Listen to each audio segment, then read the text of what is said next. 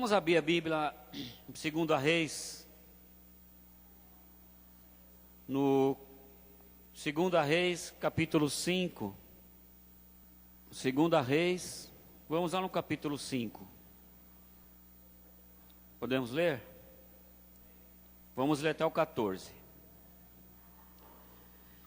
2 Reis, capítulo 5, diz assim: E Naamã, chefe do exército do rei da Síria, era um grande homem diante do seu senhor, e de muito respeito, porque ele, o Senhor, dera livramento aos sírios, que por ele o Senhor dera livramento aos sírios.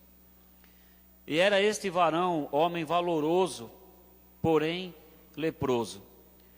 E saíram tropas da Síria e da terra de Israel, e levaram presa uma menina que ficou ao serviço da mulher de Naamã. E disse esta à sua senhora: Oxalá que o meu senhor estivesse diante do profeta que está em Samaria, ele o restauraria da sua lepra. Entrou então Naamã e o notificou ao seu senhor, dizendo: Assim e assim falou a menina, que é da terra de Israel.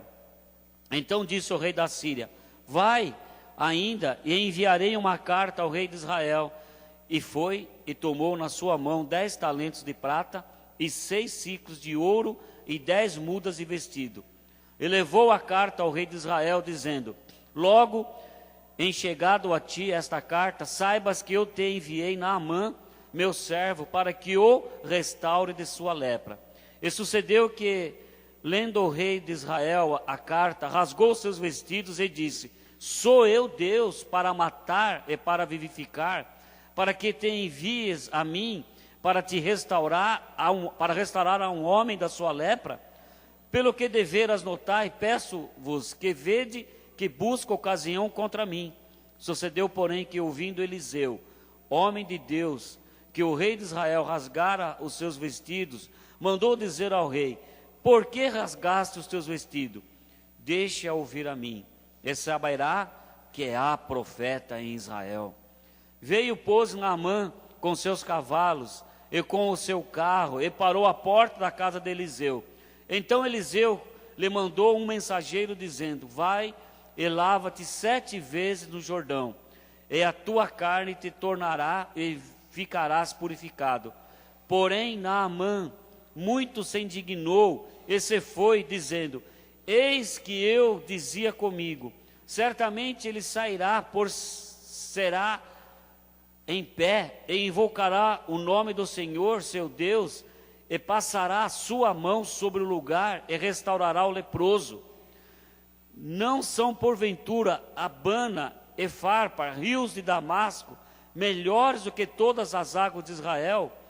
Não poderia eu me lavar neles e ficar purificado?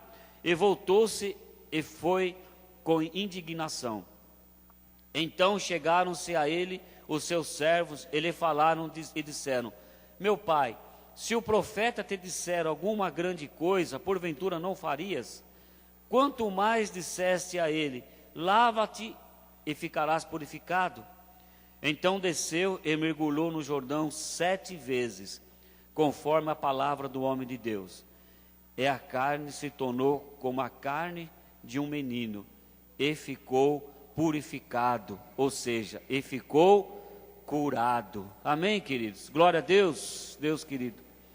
Em nome de Jesus, Pai, nós apresentamos diante do Senhor essa palavra, Pai.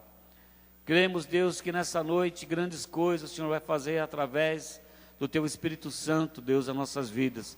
Por isso, Deus, nos ajude, Pai, a ministrar essa mensagem, em nome de Jesus. Amém. Glória a Deus, irmãos. Então está dizendo aqui que Naamã era um chefe do exército sírio, um homem muito respeitado pelo rei da Síria. Mas ele tinha um grande problema, porque ele era um leproso.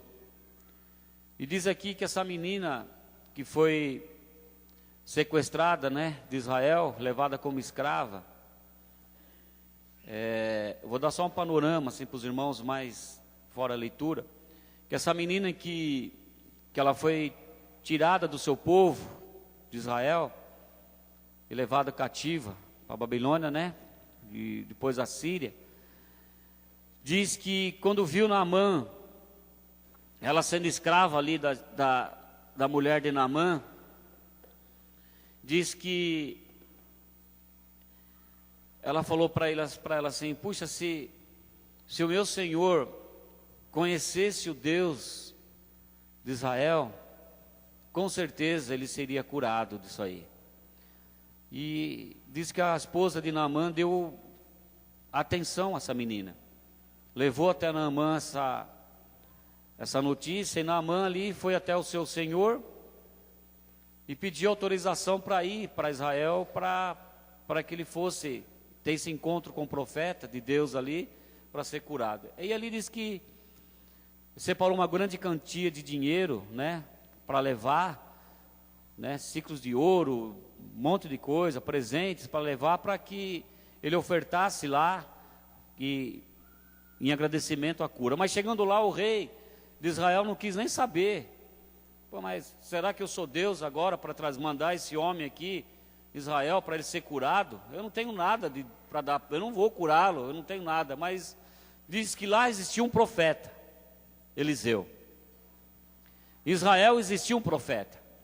E diz que quando Eliseu ouviu que o rei de Israel havia rasgado as suas vestes, rasgar suas vestes, o que é? Ficou indignado, ficou nervoso, ficou brabo de saber que o rei da Síria tinha mandado um leproso ali para ser curado.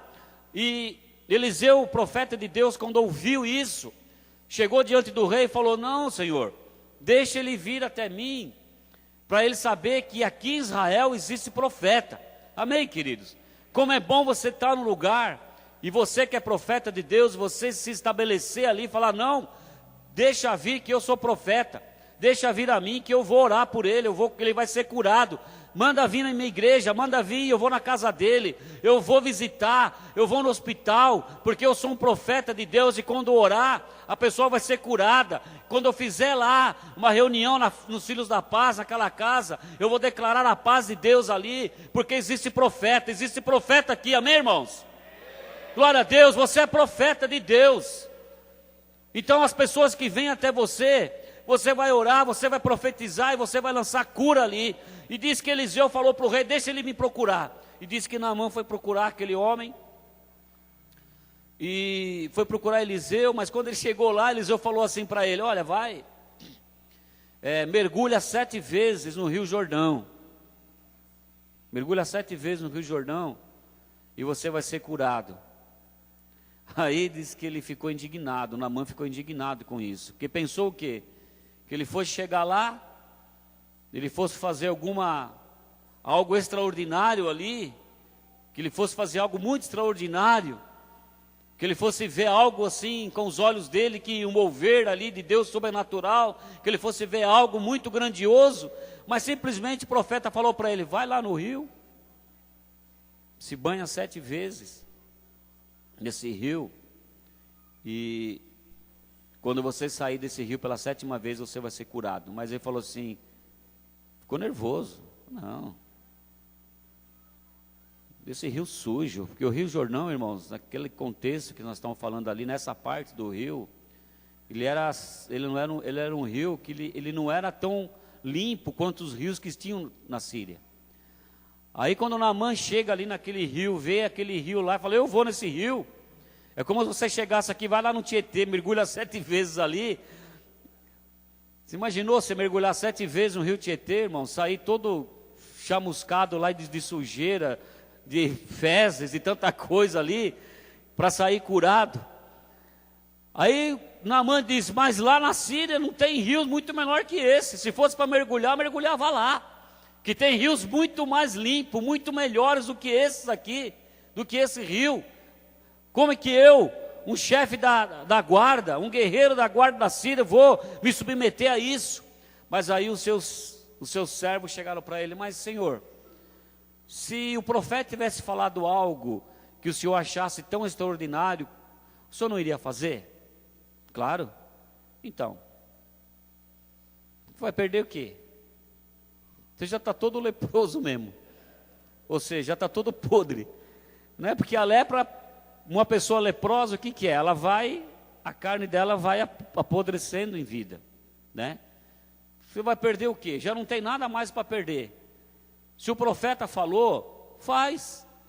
Aí Naamã, então, né, orientado pelos seus servos ali, ele foi e mergulhou no rio. E diz que na última vez que ele mergulhou, pela 7ª vez, a lepra sumiu. Ele saiu daquele rio com a pele de uma criança, novinha, em folha, e o nome do Senhor foi glorificado ali, porque existia um profeta em Israel. Amém, queridos? Mas o que eu quero falar para os irmãos é o seguinte: como Naamã, nenhum de nós estamos livres de enfrentarmos problemas. Nem eu, nem você. Nenhum de nós estamos livres de passarmos por uma dificuldade, por uma luta, ou por uma enfermidade, ou por um problema financeiro, ou por um problema de relacionamento, ou por alguma situação de trabalho, ou por um desemprego, qualquer tipo de problema. Nenhum de nós estamos livres disso, todos nós estamos vivendo nesse mundo. E como Jesus disse que nesse mundo nós passaremos por aflição, passaremos por problemas, por alguma situação, mas, e normalmente, esses problemas nunca avisam quando eles vão chegar em nossas vidas. Nenhum problema manda recado. Você não sabe quando vai chegar. O problema não manda um zap para você falando, ó, daqui a 6 meses eu vou chegar na sua vida com uma situação assim. Daqui a 6 meses você vai descobrir que você está com uma doença. Você não recebe um zap do problema, você não recebe um e-mail, você não recebe um recado, você não recebe, o teu chefe não vai falar para você que daqui a 1 mês você vai ser demitido. Pelo contrário, toda demissão ela é surpresa, né? Você nunca pode falar antes para o funcionário, né? Eu lembro quando eu trabalhava na Sangoban, eu era um dos chefes lá, e doía o coração, porque eu tinha que mandar a pessoa embora, mas eu não podia falar para ela. E às vezes você ficava segurando aquela situação durante 2 meses, 3 meses, e aquilo acortava o coração, porque às vezes você ia tratar com a pessoa às vezes cheia de projetos, cheia de coisas para fazer, mas eram situações que passavam na empresa como nós estamos vivendo hoje. Não era porque você queria fazer, mas era para adequar a situação da empresa nas coisas. Mas você nunca pode avisar com antecedência para a pessoa que ela vai ser demitida.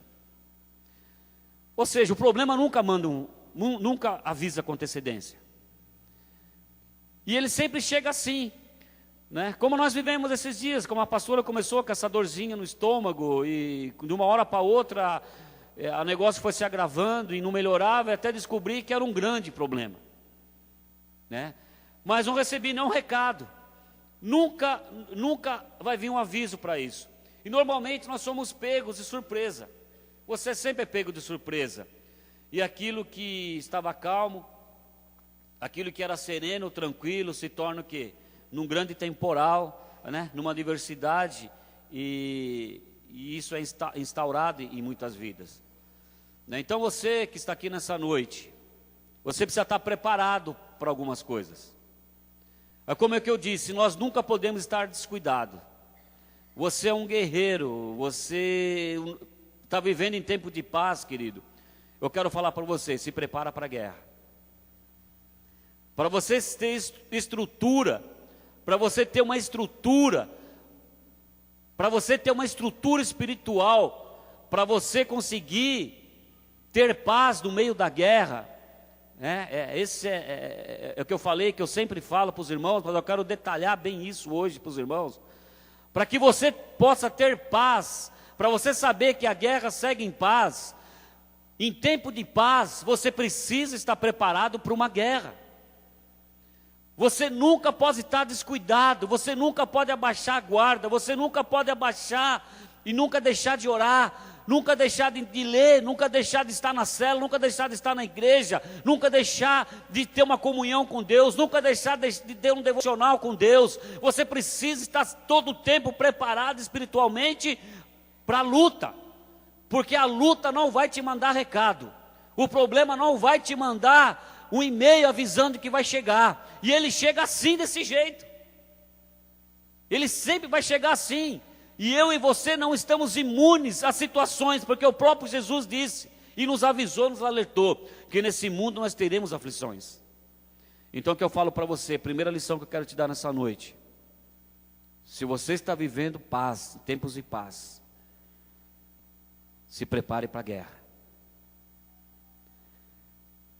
E se você estiver no meio de uma guerra, já esteja preparado para viver tempos de paz, porque a vitória é certa. Amém, queridos? Eu estou aqui hoje no meio de uma guerra, mas, querido, eu falei para o pastor Almir essa semana.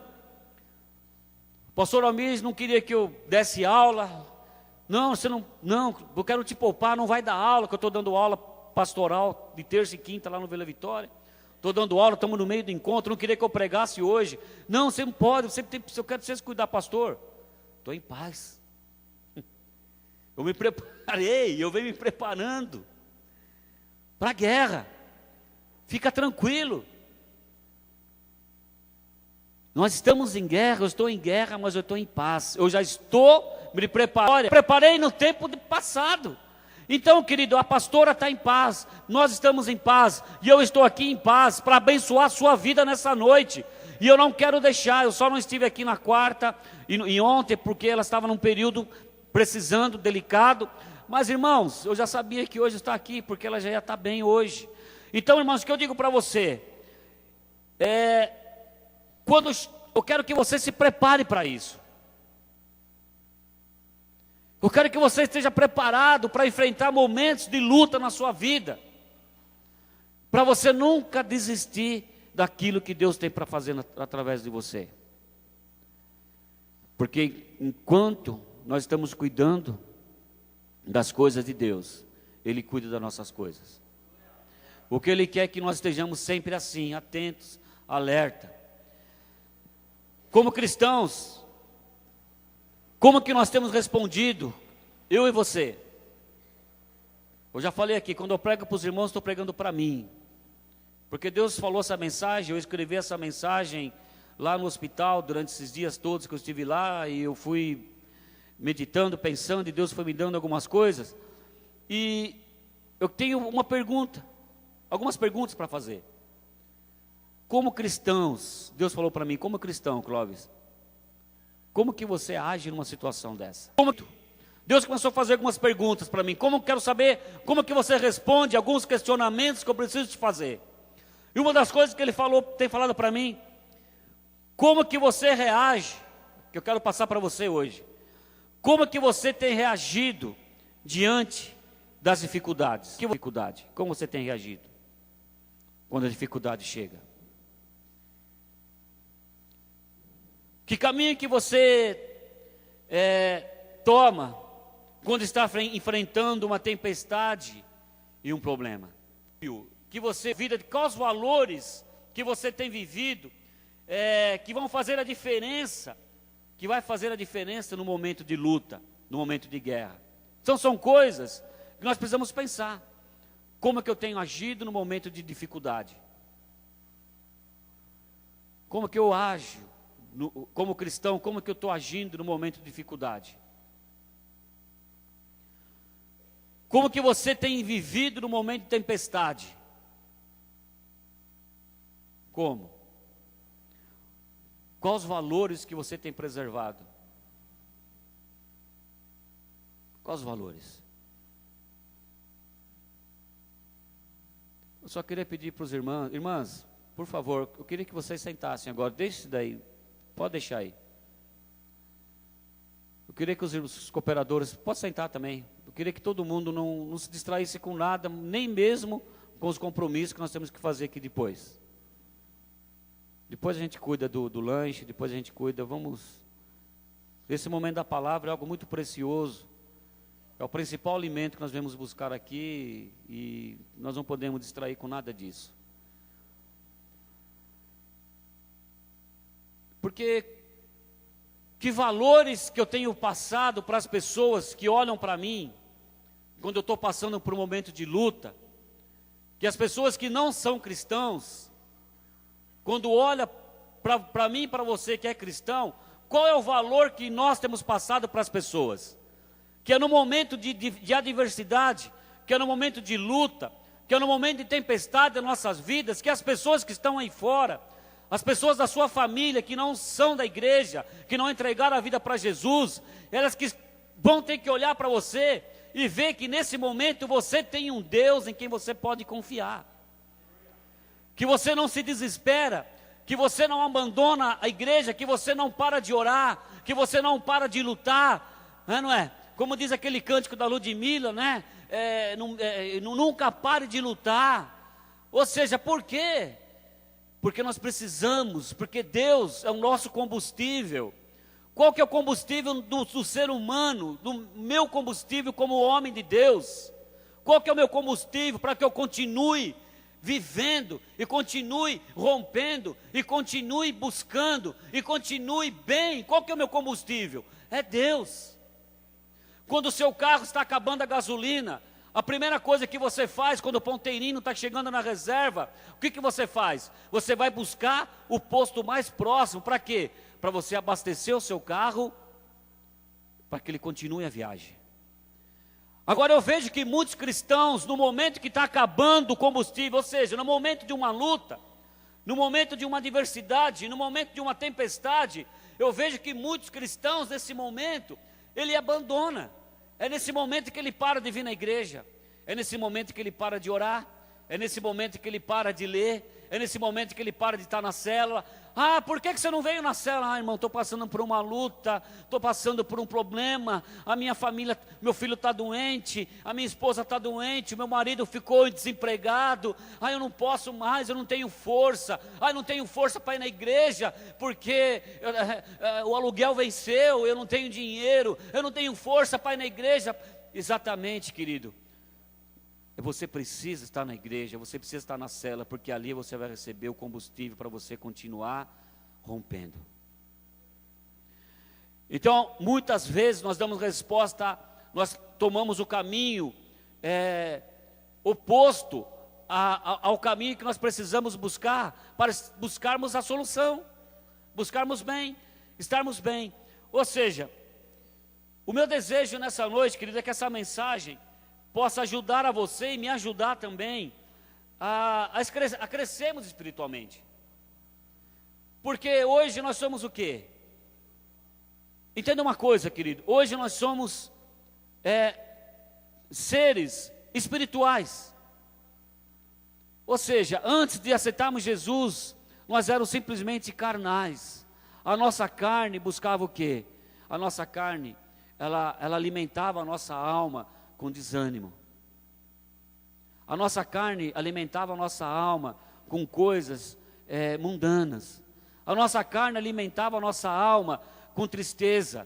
A nossa carne alimentava a nossa alma com raiva, com coisas ruins, que eram os frutos da carne, né? Mas a partir do momento que nós entregamos a nossa vida para Jesus, a Bíblia diz que o nosso espírito ele foi revivificado.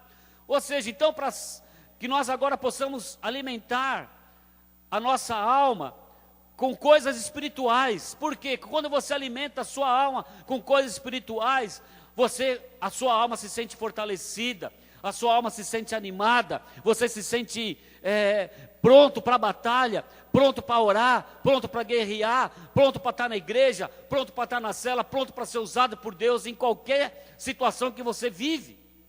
Ou seja, então isso nós precisamos entender. Então eu queria que essa mensagem ela nos ajudasse a crescermos espiritualmente. Porque só quando nós crescemos espiritualmente é quando nós podemos ter paz no meio de uma guerra. Essa é uma pessoa quando espiritualmente ela começa a crescer, é que ela pode ter paz com o desemprego. É só uma pessoa quando ela cresce espiritualmente, que ela pode ter paz com uma doença. É só uma pessoa quando ela está crescendo espiritualmente, que ela pode ter paz quando vê um filho ainda por um tempo nas drogas. É só uma pessoa quando ela cresce espiritualmente, que ela pode ter paz mesmo num casamento em crise, que ela espiritualmente ela pode estar no casamento em crise, mas se espiritualmente ela estiver fortalecida, ela vai orar e essa situação vai se reverter. Então, irmãos, então isso aí, isso que eu queria dizer para os irmãos, é o que nós precisamos. É no momento de adversidade é que tem que ver a superação. Superação em meio às lutas. Ter superação no meio das lutas. Ou seja, é nesse momento em que Cristo vai ser glorificado em nossas vidas. É no momento de luta, de guerra, de batalhas, é que o nome do Senhor Jesus vai ser glorificado em nossas vidas. Sabe, daremos a Deus a resposta que Ele está querendo. Essas perguntas que Ele fez para mim durante esses dias que eu estava meditando. Irmãos, e ali no hospital é ruim, mas é bom. Porque, irmãos, eu fico ali de acompanhante, uma cadeira confortável, eu deito lá, as meninas que foram visitar lá, eu fico deitado lá, estico a perna, reclino ela, e fico ali, irmãos. É um momento precioso, estou tirando esse momento, irmãos, precioso, porque eu fico ali o dia inteiro, à noite, boa parte da noite, fiquei ali, hoje eu vou passar a noite para lá, e então eu pego ali, enquanto ela está na cama ali, eu pego aquela cadeirona, reclino ela, estico o meu pezão, deito ali, fico ali pensando, meditando. Então Deus me levou para lá, então Ele vai falando comigo essas coisas, e é interessante, para mim dar essa resposta para Ele, o que nós precisamos ser? Eu preciso só ter um jeito, eu preciso me fortalecer espiritualmente. É no momento desse que eu estou aqui, é que eu não posso me desesperar. É nesse momento que eu estou mergulhando, talvez nesse rio, né? Porque mergulhar 7 vezes no rio sujo, mas saber que tirar daquela podridão, algo que vai contribuir de bem para a sua vida. Ou seja, ninguém quer estar no hospital, ninguém quer passar a noite no hospital, ninguém quer estar ali junto, mas se Deus tem nos levado nesses dias para lá, é saber que no meio desses 7 mergulhos que nós estamos dando ali, é porque Deus vai nos trazer de novo, renovados.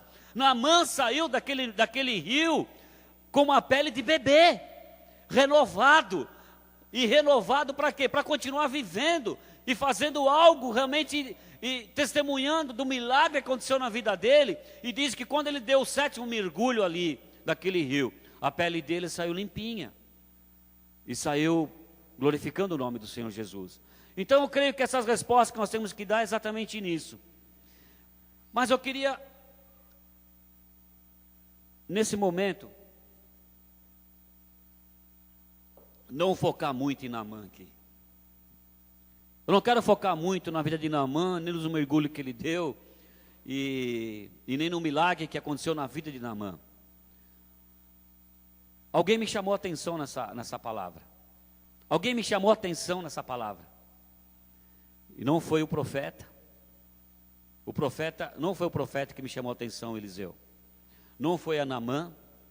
Não foi o rei da Síria que mandou tanto dinheiro para Israel, lá para o servo dele ser curado. Não foi o rei de Israel que rasgou suas roupas. Não foi o servo que motivaram Naamã a mergulhar. Uma pessoa me chamou a atenção nessa palavra. Foi a menina. Então, eu quero focar nessa menina, que foi um grande diferencial para o grande milagre que Deus iria fazer na vida de Naamã. É como eu falei na semana passada aqui. Por que nós estamos aqui nesse mundo? Por que nós estamos aqui? Por que você é um profeta? Por que nós estamos aqui? Por que nós entregamos a vida para Jesus e continuamos aqui nesse mundo ainda? É porque nós precisamos fazer a diferença na vida de alguém. Você está aqui, querido, porque você precisa ser alguém como essa menina. Essa menina, ela fez a diferença na vida de Naamã. Ela fez a diferença na vida da esposa de Naamã. Ela, quando soube que Naamã estava leproso, e que era uma escrava ali, o que ela fez? A diferença. E eu gostaria muito que todos nós que estamos aqui, que nós possamos ser pessoas, homens e mulheres, adultos, crianças, juvenis, adolescentes, pré-adolescentes, que estamos aqui nessa igreja, que nós possamos ter esse exemplo dessa menina na nossa vida. E aonde nós estivermos, ou seja na fábrica, ou seja na escola, ou seja no meio dos nossos familiares, ou seja na nossa vizinhança, ou seja no ônibus, ou seja no metrô, aonde nós estivermos, que nós possamos ser o seguinte: Senhor, que aonde eu estiver, que eu possa fazer a diferença na vida de alguém. O coração daquela menina ardia a isso. E é interessante, irmãos, que ela foi fiel ao Senhor, independente das circunstâncias que ela vivia. Olha para o contexto dessa menina. Ela foi arrancada do meio da sua família. A Bíblia diz que ela foi levada. Se você pegar aqui no capítulo 2, no versículo 2.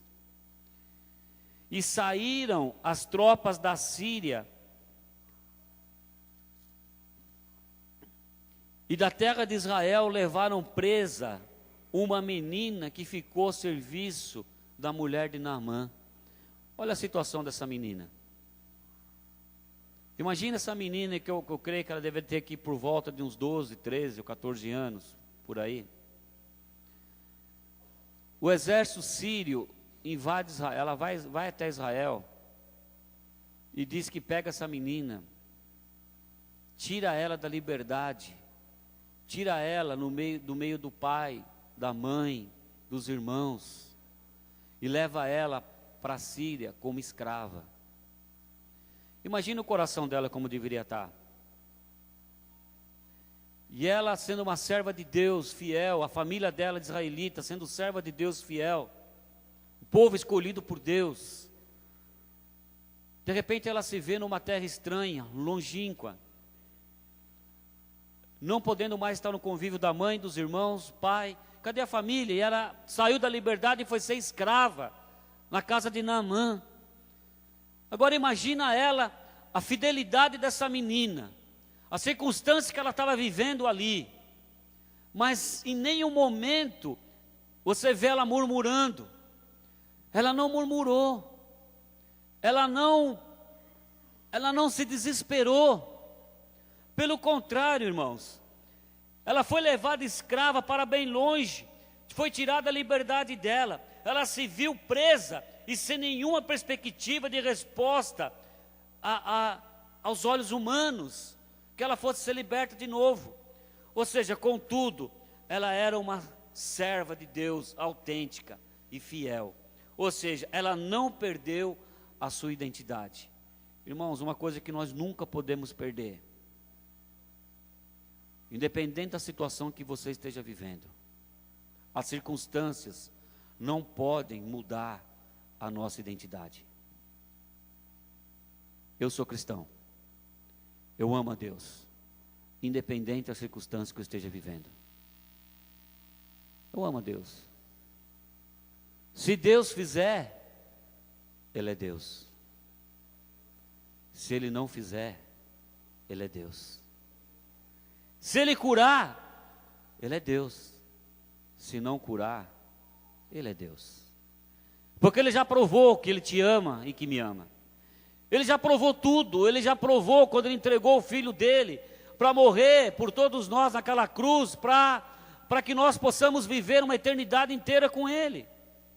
Ou seja, aquele cântico que nós cantamos algumas vezes aqui, e que nós precisamos cantar para sempre que eu não ouço esse cântico aqui. Se Ele fizer, Ele é Deus. Se não fizer, Ele é Deus. Se curar, Ele é Deus. Se não curar, Ele é Deus. Se eu estiver empregado, Ele é Deus. Se eu for mandado embora, Ele é Deus. As circunstâncias não mudam. Se o Antônio estiver com o carro, é Deus. Se o carro dele foi roubado, ele continua sendo Deus na vida dele. Então, querido, nas circunstâncias, muitas vezes eu vejo que muitas pessoas se deixam se levar pelas circunstâncias. Agora essa menina me deu uma lição muito grande. Ela perdeu a liberdade, ela foi tirada no meio da família, ela foi levada como escrava no meio de uma nação que ela não conhecia, longe, mas em nenhum momento ela deixou de falar desse Deus. Em nenhum momento ela deixou de glorificar o nome desse Deus ali. Ou seja, se quisermos superar e vencer em meio das adversidades, é necessário que sejamos fiéis ao Senhor. Você precisa entender isso. Fiéis ao Senhor, independente das circunstâncias, dessa forma que Deus vai ver o nosso coração e vai responder, trazendo a resposta correta para aquilo que nós buscamos e necessitamos.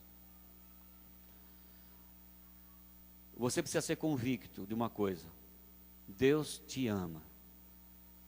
Deus te ama. Deus te ama de uma forma incondicional. Não existe condições para o amor de Deus em nossa vida.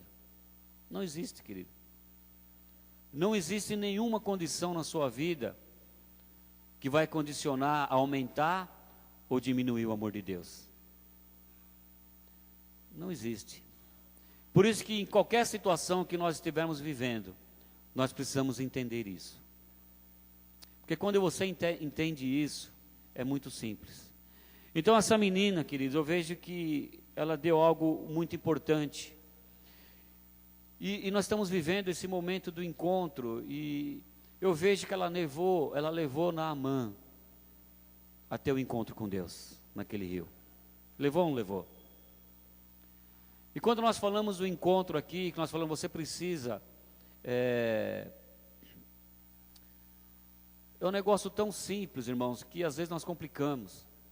Chegou para a senhora dela e falou: senhora, se o meu Senhor soubesse o Deus de Israel, se ele conhecesse a esse Deus de Israel, eu tenho certeza que ele seria curado.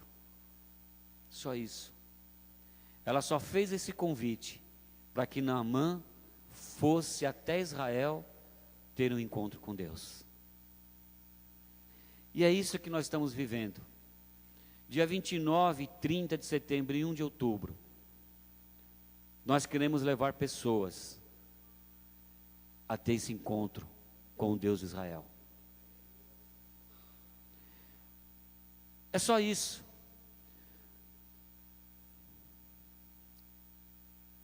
Se você souber, de fato, viu, Andréia, Adriane,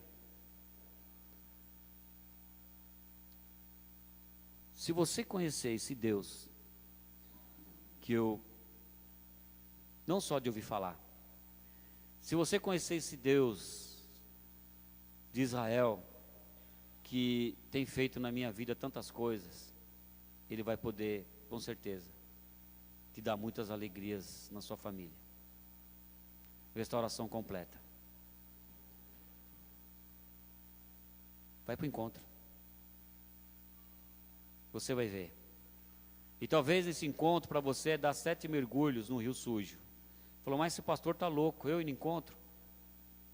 Se Deus fizer lá, ele pode fazer aqui também. Não existe aqui tantas igrejas que podem. Aqui em Mauá não existe tantos lugares, tantas igrejas. Eu não posso entrar no meu quarto e orar e Deus fazer na minha vida? Pode. Mas Deus está falando para você assim: vai para o encontro. Dê 7 mergulho. Viu, querido? Você também. Eu venho falar para você já há muito tempo. Vai. Talvez um absurdo que eu estou pedindo. Dar 7 mergulhos num rio Jordão, que pode ser um rio sujo como Tietê. Mas eu tenho certeza que quando vocês saírem de lá, a restauração vai vir por completo. Todos aqueles que não foram no encontro ainda, que estão aqui nessa noite, eu gostaria muito que você aceitasse esse convite. Esse mesmo convite que essa menina fez para Naamã. Se o meu Senhor conhecesse esses deuses de Israel, eu tenho certeza que ele seria curado. Naamã não questionou, pelo contrário. Eu vou até o meu Senhor, eu vou pedir autorização para ir. E ele foi.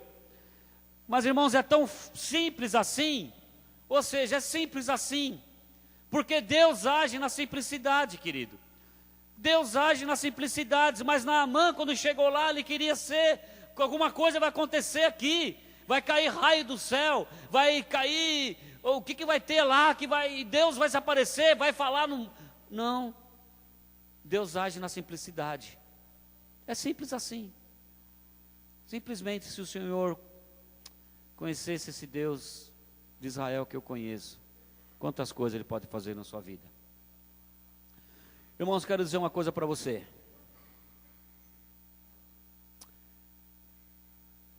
Para todos nós que estamos aqui. Eu não sei quanto tempo de vida que nós temos. Se é 30, 40, 50, 20, 80, 100 anos. Mas uma coisa eu tenho certeza. Em toda a sua vida, os acontecimentos da nossa vida toda, ou bons ou ruins, todos os fatos da nossa vida que acontecem, todos. Pega a sua vida, analisa a sua vida até aqui. Tudo que acontecer na sua vida inteira, de acontecimentos, sejam bons ou sejam ruins, de toda a sua vida, vai tomar 10% da sua vida. 10%. Todos os fatos que vão acontecer na sua vida, até você ir para a glória com Deus, vão tomar 10% da sua vida, todos os fatos,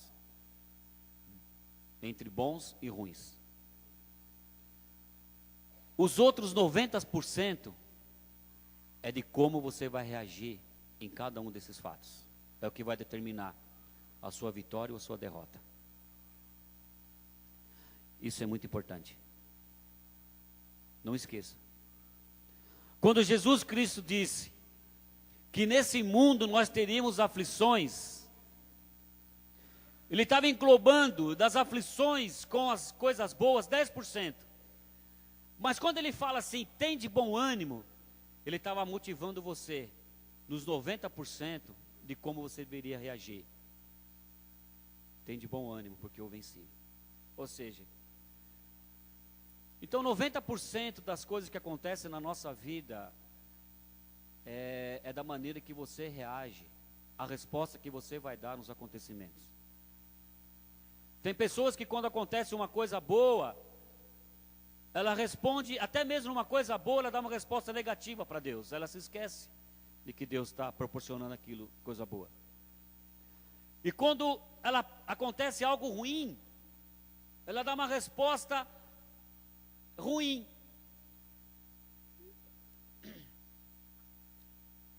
Outra coisa que eu falei com o pastor Almir essa semana, Deus vai falando, assim eu vou falando, tudo que eu falo durante a semana eu gosto de compartilhar com os irmãos, até tudo que nós estamos vivendo. Eu falo assim, pastor, dando sequência àquela primeira fala que eu falei, né, que eu podia fazer, que está, né, tranquilo, para estar ministrando, para estar, eu falei, pastor, eu vivi um momento, eu vivi um período da minha vida, que quando acontecia um problema, e às vezes o problema era pequeno, mas eu transformava ele num gigante. E nós temos uma tendência para isso. Às vezes você vive um problema, aparece um problema na sua vida que ele é pequeno, mas a resposta que você dá diante desse problema, você o torna ele gigante, e piora a situação. Eu falei, o que eu tenho aprendido nesse tempo? O que eu tenho aprendido nesse tempo? Se eu der uma resposta de derrota, uma resposta de sofrimento, uma resposta de tristeza, o problema vai aumentar. Mas se eu der uma resposta para esse problema, que Deus está no controle, que nós estamos em paz, que eu creio na vitória que já foi conquistada, que eu creio que a palavra do Senhor ela é viva e eficaz, mais penetrante que uma faca de 2 gumes, que vai entre as juntas e medulas, para contribuir para o nosso bem. Eu creio que esse problema ele vai ficar diminuindo, e vai sumir. E nós vamos continuar. Então há uma coisa que você tem que tomar para a tua vida, é isso. 10% de toda a sua vida vai ser preenchida com fatos e acontecimentos, bons e ruins. Agora os 90% é da resposta que você vai dar para cada um deles. É que vai determinar a tua vitória ou a tua derrota. Querido, dá uma resposta positiva. Dá uma resposta positiva. Eu e você que já conhecemos a Jesus, sabemos que já foi conquistada na cruz a vitória para tudo, sabendo que hoje nós estamos debaixo do favor de Deus, e saber que estando debaixo do favor de Deus, é porque Ele já deu a vitória para nós, independente da situação, você vai viver como você consegue viver muito melhor, você cresce nisso, querido. Ou seja, quando a menina tomou conhecimento do problema que estava sendo vivido por Naamã, ela não perdeu tempo. Ela não perdeu tempo. É oportunidade. Nós precisamos, queridos, aproveitar oportunidades. Deus permite algumas coisas nas nossas vidas. Permite algumas coisas no meio que você vive, como oportunidades para você fazer o quê? Colocar a sua vida à disposição de Deus e ser usado por Deus, como essa menina foi. Ela deu uma resposta positiva. Porque fala uma coisa, ela estava com um problema muito grande. Imagine você, com 12 anos de idade, saindo no meio da sua família, sendo sequestrada, indo morar num lugar distante. Ela poderia fazer tudo ali, dar uma resposta muito negativa para Deus. Mas essa porcentagem de coisa ruim na vida dela, ela transformou em coisas boas. Ela foi usada por Deus ali, para que um milagre acontecesse na vida de Naamã. Eu queria muito que você fosse usado por Deus em todas as circunstâncias da sua vida. Seja usado por Deus em qualquer circunstância. Há pessoas que no meio dos problemas, irmãos, só conseguem ver os problemas. Há pessoas que no meio do problema só conseguem ver o problema.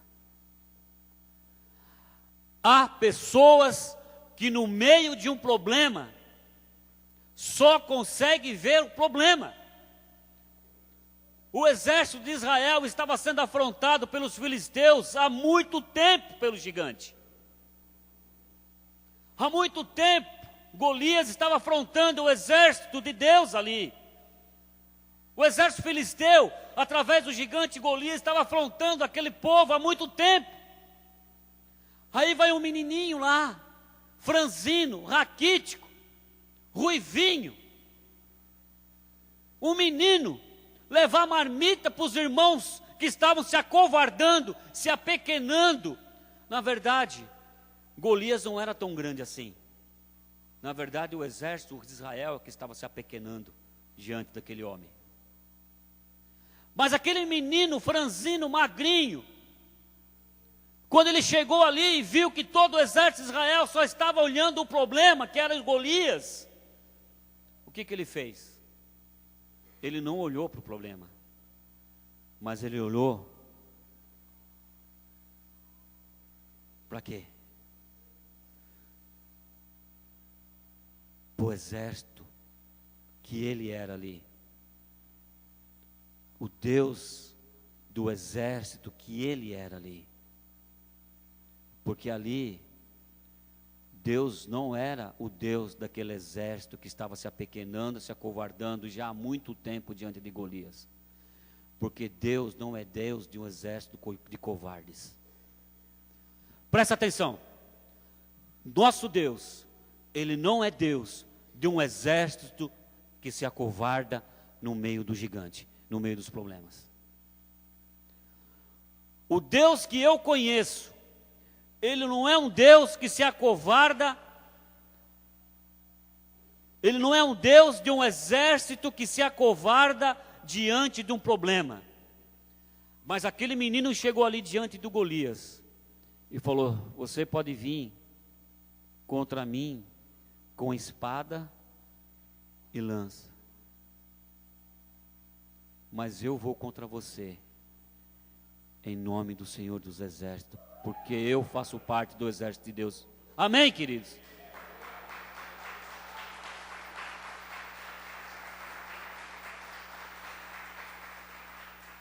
Então quero que você entenda isso nessa noite. Essa menina, mesmo uma circunstância ali que ela estava sendo escravizada, mas ela sabia o Deus que ela servia.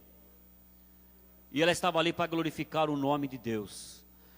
Mesmo no meio do problema que você está vivendo, querido, você tem que entender o seguinte: o seu Deus ela é muito maior do que esse problema que você está vivendo. Para de olhar para esse problema. Para de olhar para esse problema. Para de olhar para a circunstância que você está vivendo. Para, querido. Pelo amor de Deus, para.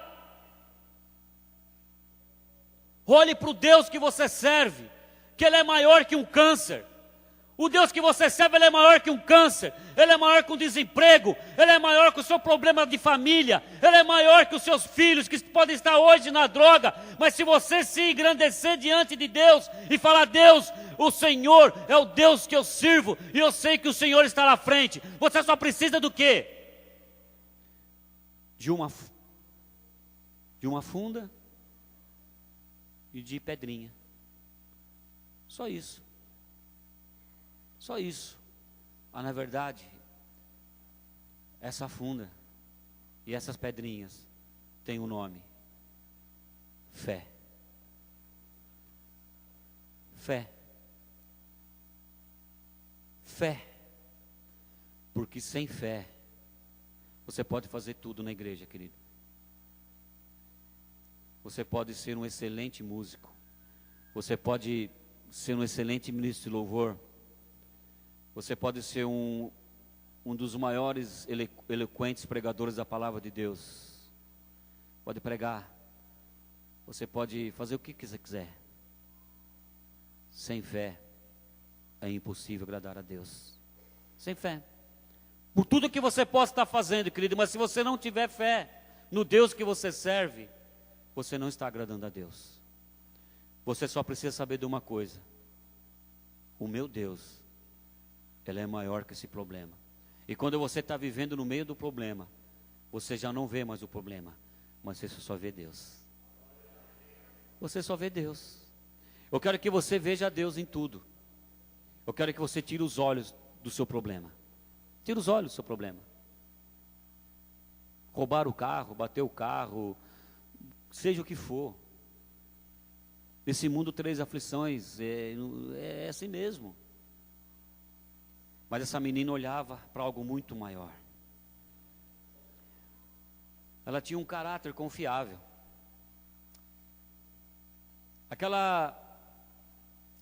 Nesse texto nós vemos que aquela mulher, a mulher de Naamã, quando a menina falou essas palavras, por que ela aceitou tão facilmente?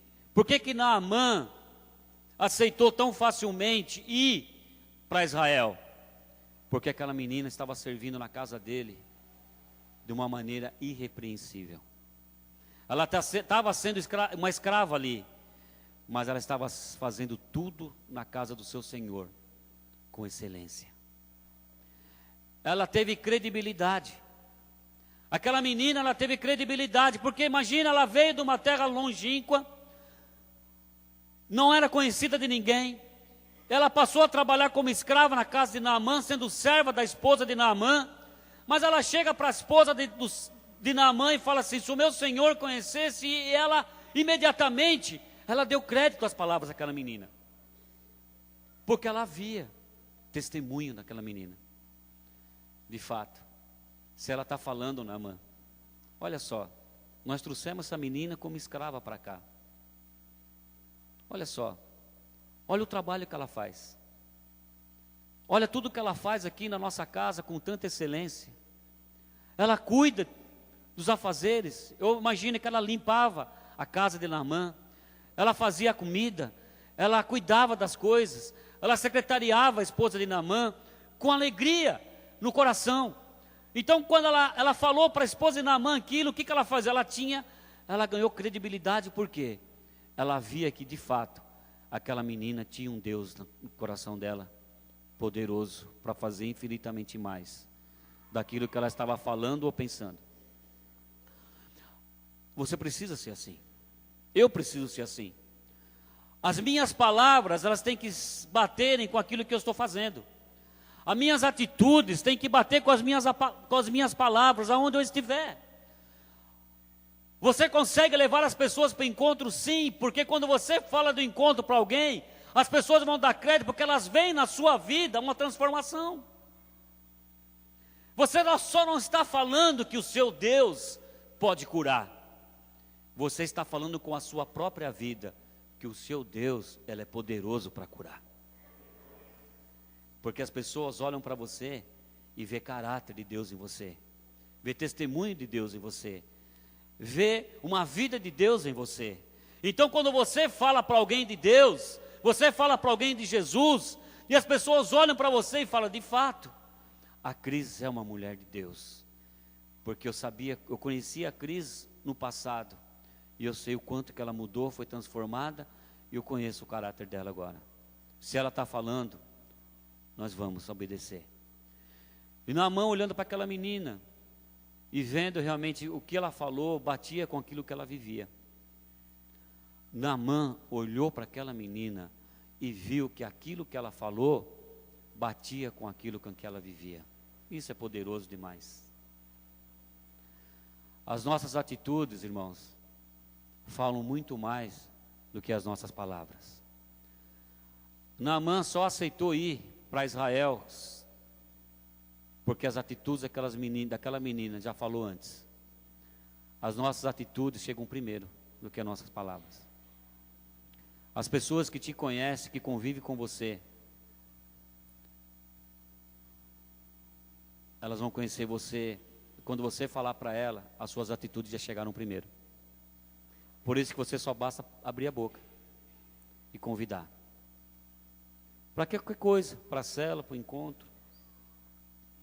O resultado disso, irmãos, é que vemos o cumprimento da palavra de Deus, através da vida daquela menina.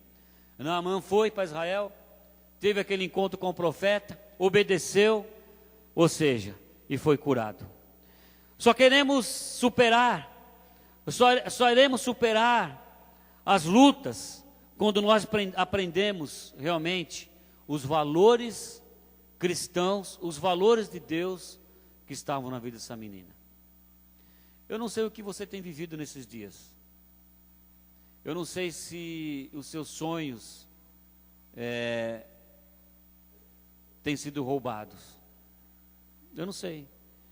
Se as circunstâncias do que você tem vivido nesses tempos têm roubado os seus sonhos. Eu não sei. Eu não sei se as circunstâncias que você tem vivido nesses dias têm deixado você triste, a ponto de você pensar em desistir de alguma coisa. Eu só estou aqui para falar uma coisa para você. Antes de você desistir de alguma coisa, dê uma chance para que Deus possa fazer um milagre na sua vida. Eu só peço isso para você. Não desista do seu trabalho. Não desista do seu ministério. Não desista da sua família. Não desista, querido, de procurar a cura. Não desista de procurar a palavra de Deus. Não desista. Eu sei que às vezes é difícil. Às vezes você fala assim, pastor, mas o senhor não sabe o que eu estou vivendo e o que eu estou passando, o senhor não sabe da minha condição, o senhor não sabe das minhas finanças, o senhor não sabe. Eu sei sim. Eu sei. E mesmo que eu não soubesse, eu sei o Deus que eu estou servindo. Eu só queria que você ficasse de pé agora. Eu queria que você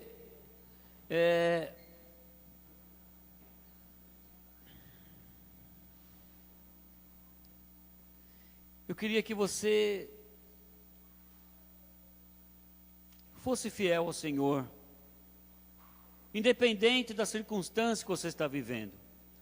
Aproveite as oportunidades. Viva a sua vida confiando no Senhor. Por que às vezes nós damos mais crédito para aquilo que o diabo está falando do que para aquilo que Deus fala? Por que você vem aqui no domingo muitas vezes e ouve uma palavra, mas quando você sai aí fora, você consegue dar mais crédito naquilo que o diabo está falando do que aquilo que Deus falou para você aqui?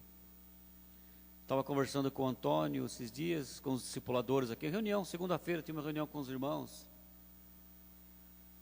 E os irmãos falavam assim, às vezes eu não entendo, pastor, porque parece que as pessoas quando saem da igreja, as palavras estão vindo boa, mas quando a pessoa vai embora para casa, sai da igreja, parece que ela vive num desânimo, as pessoas parecem que têm um desânimo. vai para a célula, às vezes tem uma tristeza, um negócio, que acho que o Antônio Josué falou, eu não entendo isso. É porque parece que é mais fácil, irmãos, quando você sai daqui, você dá mais ouvido, mais crédito para aquilo que o diabo está falando para você, ou para aquilo que Deus tem falado para você aqui. O que nós precisamos entender é o seguinte: o diabo em todo tempo vai querer matar os seus sonhos. A Bíblia diz que o diabo veio para matar, para roubar e destruir. Então, quando você sair daqui, em todo o tempo da sua vida, ele vai tentar jogar na sua mente sentimentos que vão querer que você seja levado a desistir de alguma coisa. Desistir da sua família, desistir do seu sonho, desistir dos seus projetos, desistir da sua célula, desistir das pessoas, a desistir.